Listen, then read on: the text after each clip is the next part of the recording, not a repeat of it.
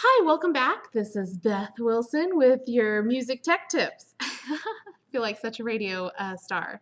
So I'm going to talk about, we did the Bitmoji classroom. I'm going to talk about the buttons now that I have below it and that I think will be really important for especially the younger learners with like a grade like pre-K. I probably won't even have my Bitmoji classroom. That will just confuse them too much.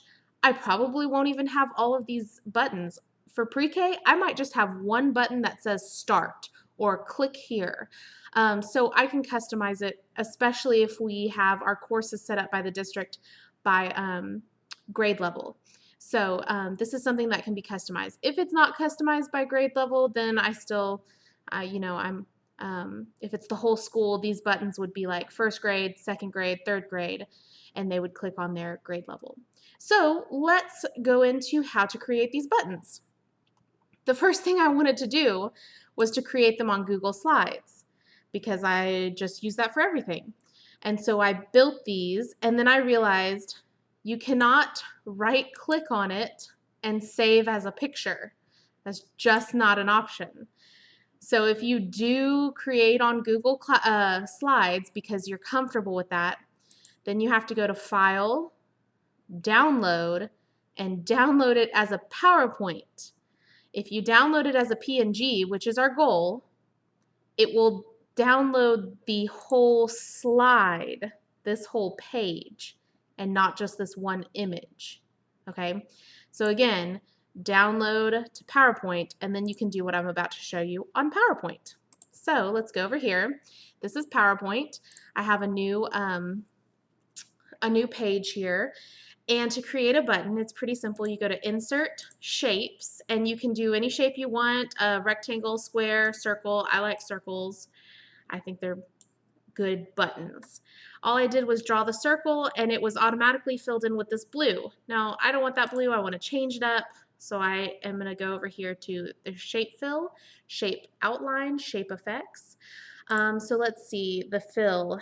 Let's do a pretty blue because I'm at a school with blue colors. And then the outline, I could have like a big thick outline in black, and I can even make it thicker than that by doing weight, really thick. Or I can do no outline. Shape effects, I can give it a little bit of like a shadow, like a little blur, a glow. Okay, so it's pretty fun.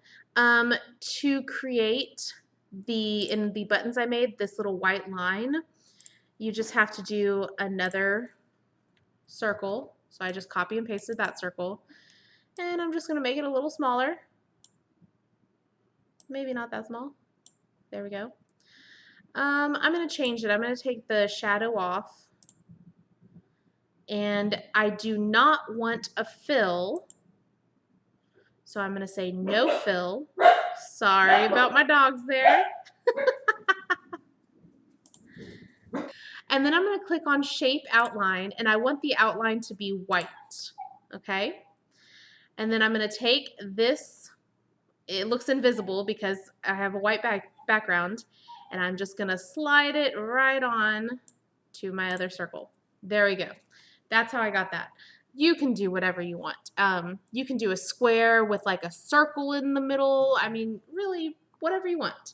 Even this solid color back here, you can do like some watercolor stuff. I don't know. You can really get into it with shape fill, and you can do more like textures and gradients. I mean, so much you can do. Okay, enough of that. Now let's insert a text box. And for right now, I'm going to put like fifth because maybe, just maybe, we'll need to have grade level buttons. So actually, you know what? I said I was going to have a start button for my pre-K, so let's do that. Start button. Calibri is so boring. Let's pick something else. Okay, that's better. And bigger. Ooh, way too big. Okay.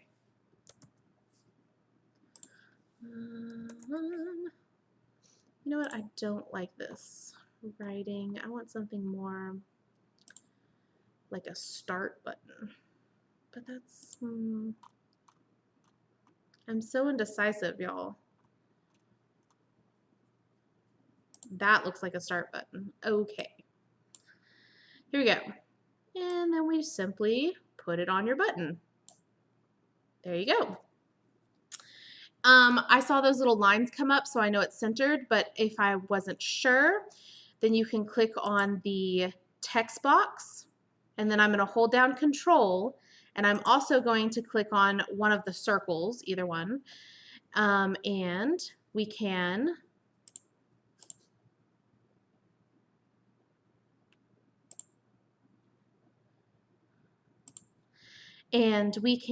go to Format, and we can go to Align. We can align center and align middle. And it was already aligned, but let's say we did that. This will really show it. By aligning center, see what it does? And aligning middle, and I didn't select my little white circle, so it looks funky. Okay, now I have all three. Let's align center and align middle. There we go. So now it's perfectly in line if you're one of those people that really wants to make sure it's centered. I like doing that. Now, I have three things here: the text box, the white circle, and the blue circle. Again, I'm going to click on one and press Control. There's my white circle. There's my blue circle. I have all three selected. I'm going to go over here to Group, and I'm going to group them together. They are now one image. That allows me to now right-click on it and save as picture. That's what I told you we were missing earlier in Google Slides. We'll call this Start. Okay. Be careful when you click on it again, because sometimes if you click on like the text box, it won't be the whole image. So what I try to do is kind of click on the outsides, and then clicking on this line, it will for sure come up with Save a Picture. Because sometimes it, clicks on all these other little things to kind of show you there's multiple images there. So I have it saved, and let's go check. Oh my goodness. And cute little picture there. In my file folder, yep, there it is, Start button. You can see I have some other stuff saved here, but that's just an example to show you it just saved that image, not the whole page. Like that, okay? So now let's go over to a Google Doc, okay? Doc, not slides. I love slides, but it needs to be a doc. And you're going to insert a table. I'm going to do 3 across. I'm not even going to do 2 down. I'm just going to do 3 across, and I'll show you why. But this is a preference. You play with it and do what you want. In this first box, I'm going to insert image, upload from computer. I'm not going to use the start button that we just made. I'm going to use the other ones that I have. Let's do weekly lesson. Cool. In the next box, I want office hours. In the next box, how about a link to my Zoom? Okay. Now I could have done another row down here, but it spaced it out a little bit too much for me.